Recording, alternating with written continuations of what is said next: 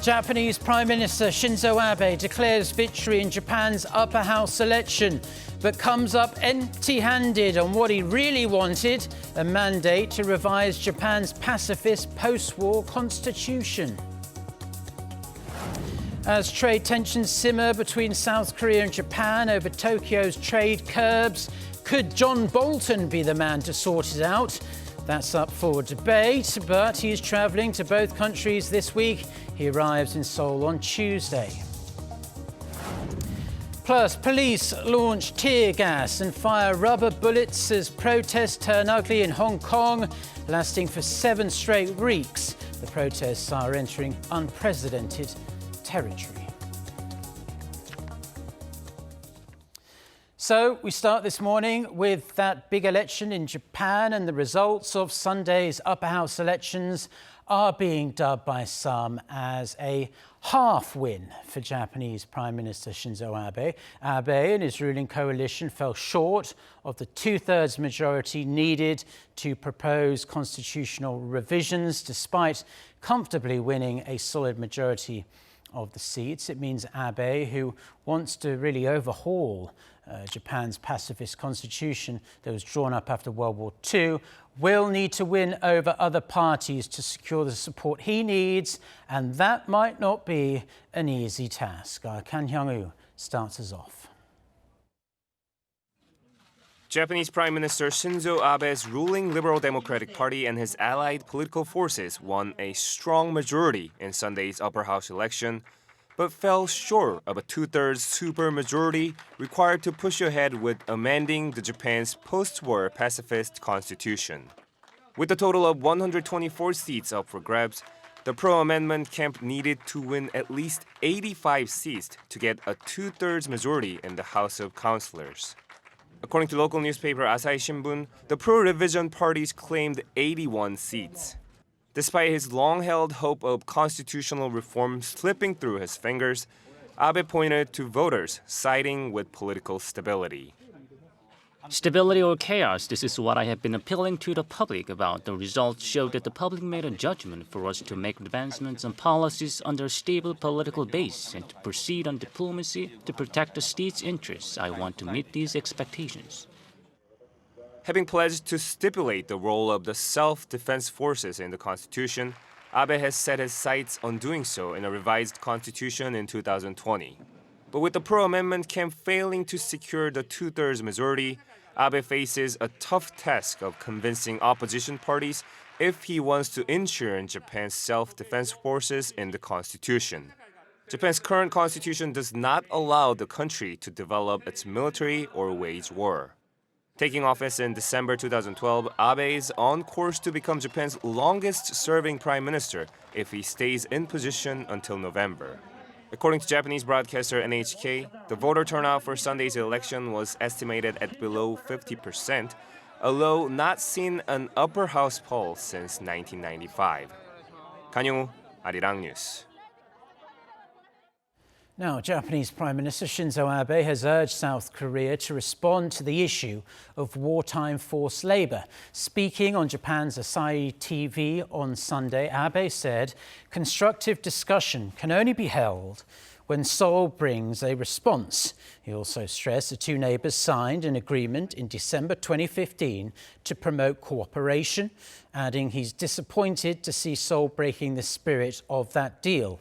While Abe claims Seoul has brushed off Tokyo's request to discuss trade, South Korea insists that Japan has refused its requests to hold direct-level talks on the trade restrictions.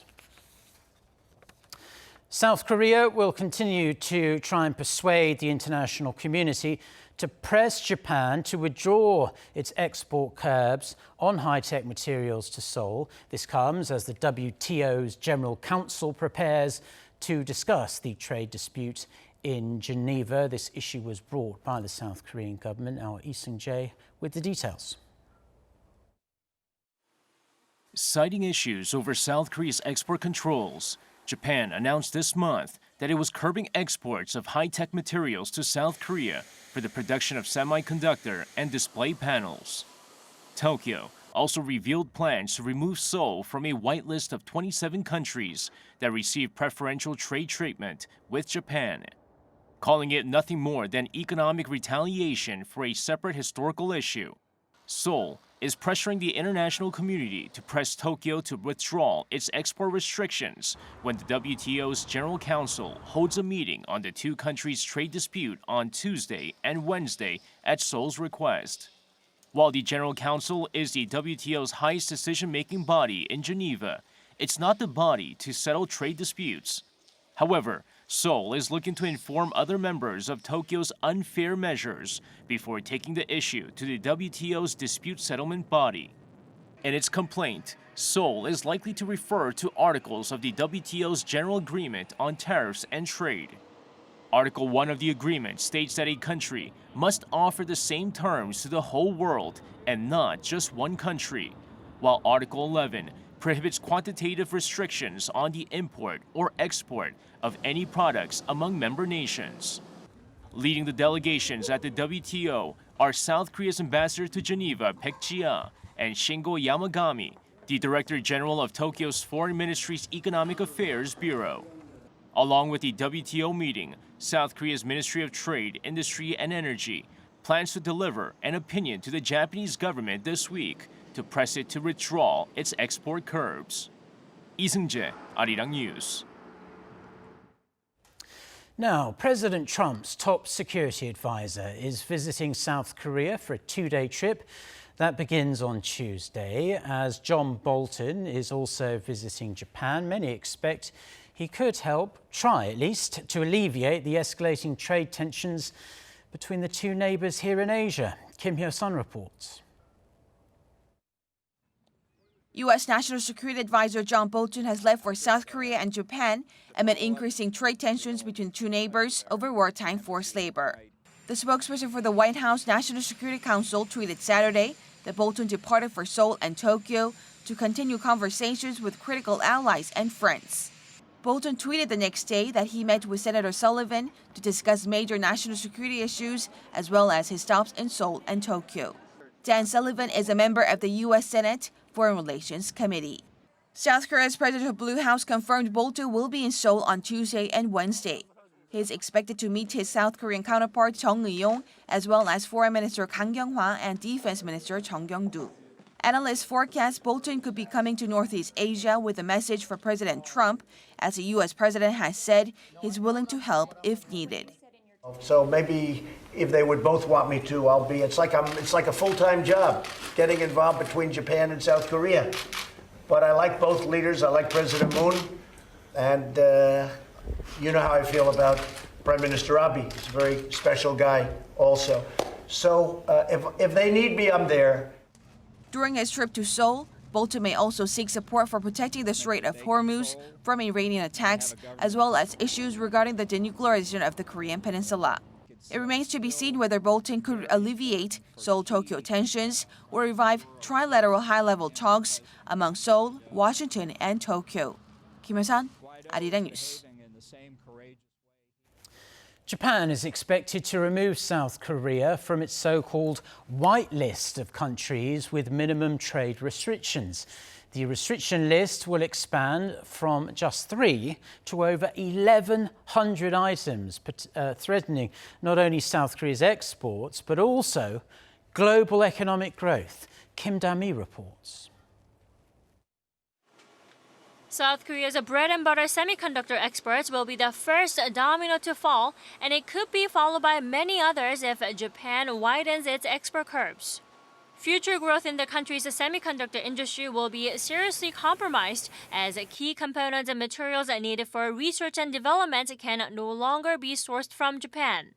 The next target is the country's hydrogen vehicle sector, which Korea sees as an important source of future growth. Japan has in fact already warned that it could include machine tools and carbon fiber in its restriction list, which are critical components in producing hydrogen cars and fuel tanks. Korea is also a major producer of automobiles. We also are trying to break into the hydrogen market, power market. The popular opinion is that the next industries that Japan will hit if they do decide to expand the restriction is Korean automobile market, because they act as competitors to Japanese automakers. Japan's economic pressure will also disrupt the global value chain, slowing the global economy, especially China's. China makes finished products with Korean semiconductors. If China, which is considered the #1 global manufacturer, fails to produce advanced electronic goods, global supply will dramatically decrease. That is also bad news for consumers across the globe. The 1973 oil crisis was another political dispute which turned into a full-scale economic retaliation, and it weighed heavily on global economic growth, which fell from 7% to around 2% in 1973. Experts do say, however, that Tokyo's export curbs will have more of a long-term economic effect and not likely to result in an acute crisis in the short run. This, especially as South Korean firms are exploring all possible means to cushion itself from the impact of Japan's possible expansion of export restrictions. However, industry watchers are voicing their concerns that if Tokyo dials up the economic pressure, the impact might be felt earlier in the second or third quarter of the next year. Kim Da-mi, Arirang News. Now, President Moon Jae-in, during his weekly meeting with aides at the top office, is likely to address some of the key issues, including the domestic economy. The president is likely to call on authorities to ensure the public safety during the upcoming vacation season and bring up the multi-billion-dollar supplementary budget that still is stuck in limbo at the National Assembly. But his message isn't likely to include Japan's trade restrictions. The president had used a previous meeting with his aides to send out a message on Tokyo's export curbs that target the heart of South Korea's economy.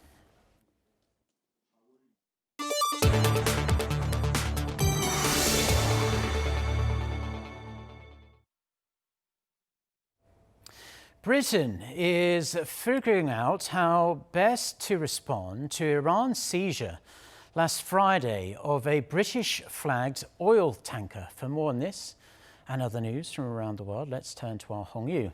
So little is known about what move Britain is going to make next, apart from a promised robust response. Any new developments? Well, Mark, the British government is expected to announce its next step in response to Iranian Revolutionary Guard seizure of the British oil tanker Stena Impero in the Strait of Hormuz in Parliament on Monday.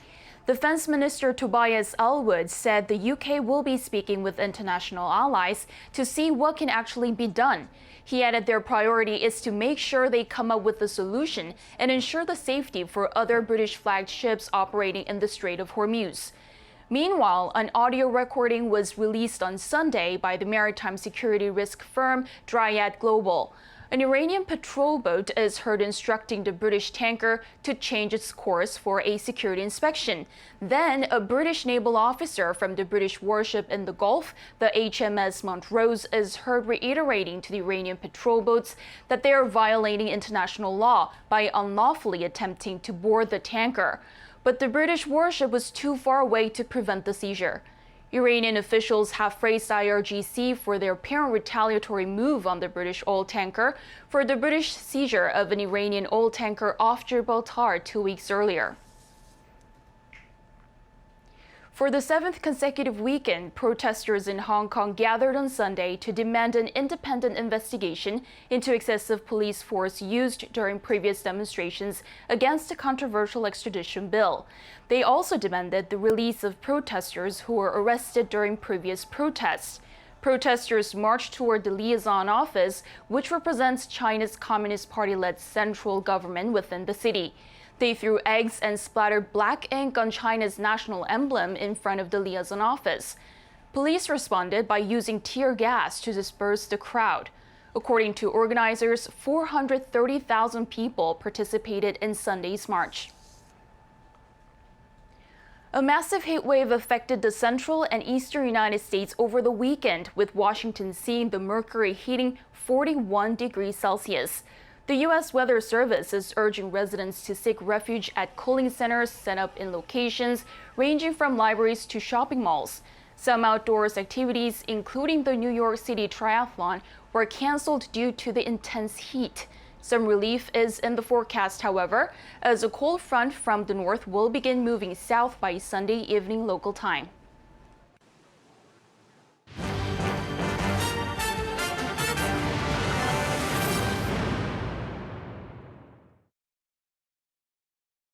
Thank you to our Hongyu there for the world news. Now, when the summer heat starts to kick in really around this time of the year, it's not only tough on people here in South Korea, but animals too. In fact, they probably bear the worst of it being outside most of the day. But for our four-legged friends at the Seoul Zoo, special care is taken to ensure they can stay as cool as possible during this sweltering weather. Our Won Jung-hwan reports. Animals can't turn on the air conditioning or buy themselves a cold drink, so they can have a hard time with the scorching heat. Luckily, the Seoul Zoo is constantly coming up with new ideas to make sure its animals can stay healthy and safe. One thing it does is give them cool treats. It's been really hot lately, and that's not easy on our animals, where zoo staff have come up with different ways to help the animals get through the summer according to their unique characteristics. For the Asian elephant, the zookeepers prepared massive blocks of ice with various kinds of fruit inside. The elephants love to get sprayed with cool water, but this time, the ice-cold fruit comes first.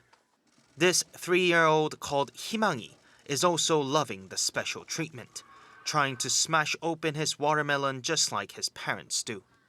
The treats are different from each species. Some get frozen fruit, but others just want to have fun in the pool. For the hyenas, the zookeeper's idea worked perfectly. Hyenas like to get in the water, so we tried to find a way that would make it more fun for them. The bath bombs we used are non-toxic and smell like fruit, so it makes them want to jump in. And these little animals, ring-tailed lemur, are busy to munching up their sliced fruit.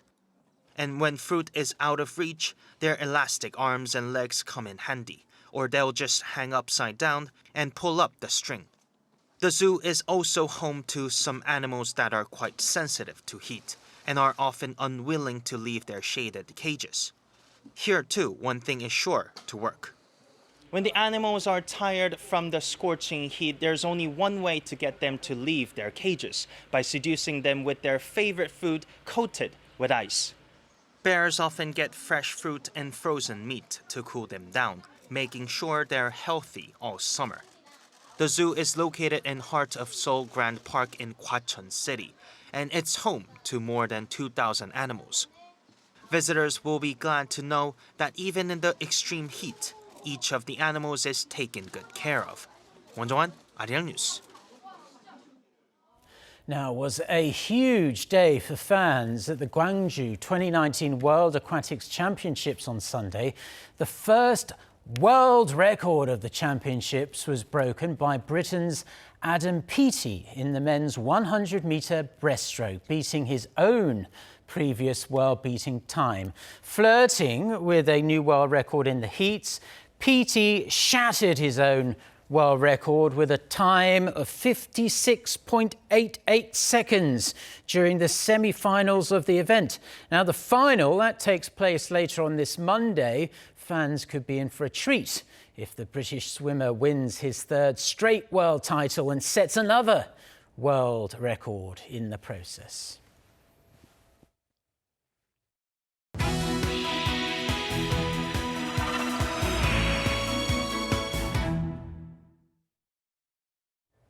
Time now for our Life and Info segment, where we focus on information that we do hope will be useful for your everyday life. Now, the food industry has gone far beyond the days of the veggie burger, especially in recent years, introducing all kinds of non-meaty treats for vegetarians and vegans alike. An Israeli startup has taken the next logical step forward by developing steak in a lab using cells from a cow. Park Se-young with more. It cooks, smells, and tastes like steak, but this meat is not from an animal. This steak was grown in a laboratory of an Israeli startup using a small number of cells taken from a cow without slaughtering it. This small amount of cells serves as a basis for getting more and more cells. And from these cells, we create the different cell types that comprise the muscle cut, which is actually the steak that we are eating. Because the meat is grown in closed containers that allow no contamination, there's no need to use antibiotics, which can be harmful to meat eaters. While there have been lab-grown hamburgers and chicken, Aleph Farms claims to have developed the world's first lab-grown steak. And it could be seen on restaurant menus in the near future, as the company is in talks with high-end restaurants in the United States, Europe, and Asia to have the product released for a trial phase in 2021. It plans to officially launch the product in 2023, first in restaurants and then in stores. Imagine the same steak, the same experience, same taste, same texture, but produced in a way which is more ethical, more sustainable, and without all the public health issues associated with animal farming. A serving of a thin slice of the meat currently costs around $50, but the company hopes to bring that down by 2021 to cost only a little more than a traditional steak. Amid increasing consumer concerns about health, the environment, and animal welfare, there has been growing demand for meat substitutes. The number of startups producing lab-grown meat has risen from 4 in 2016 to more than 24 as of last year, with hopes of entering the $1.4 trillion global market for animal protein. Park Se-young, Arirang News. Looks pretty good. Now, patients will be able to get tested for infectious diseases under their public medical insurance from September. South Korea's health ministry says testing for 7 diseases, including malaria, HIV, and hepatitis C, will be covered by medical insurance starting September 1st. Patients are expected to save between 10 and 50%. However, on average, the cost of testing for norovirus will plunge from $22 to less than $2. Now, damaged banknotes, including burnt ones, can be replaced if at least 3/4 of the bill is intact. According to the Bank of Korea, $1.92 billion worth of damaged bills and coins were discarded by the bank in the first half of this year, up to 1.5% from the previous 6 months. Of them, around 39.5% were damaged due to improper storage, 39.1% due to careless handling, and slightly over 21% due to burns. The central bank replaces damaged currency to the full amount if at least 3/4 of the bill is intact, and to half the amount if at least 2/5 of the bill is intact. If the currency is burnt, the parts covered in ashes also count as intact. So rather than brushing the ashes off, it's best to bring the bills to the bank as they are.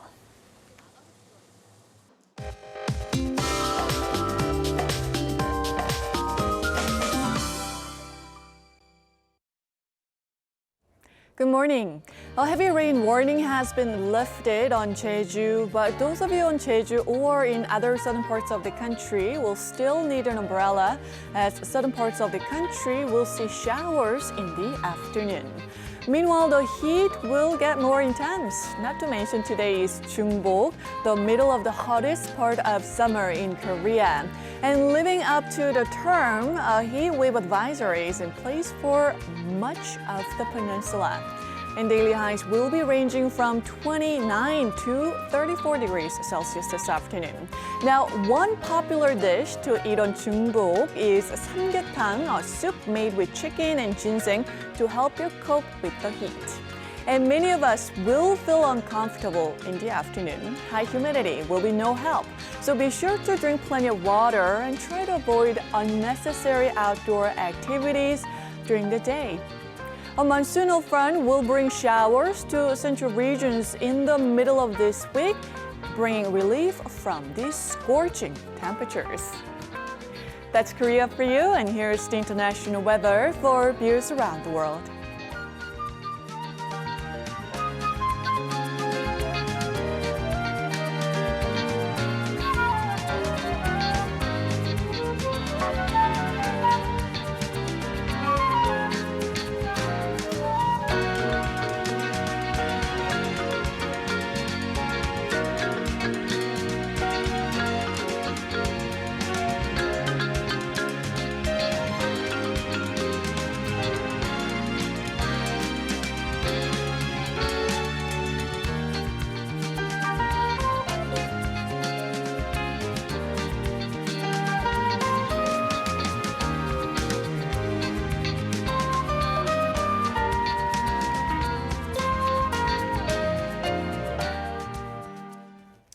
that's where we're going to leave the news and weather for now on this Monday morning here in Seoul. Stay tuned to us on Arirang TV, and a reminder, our next newscast is coming up at noon Korea time. So until then, goodbye.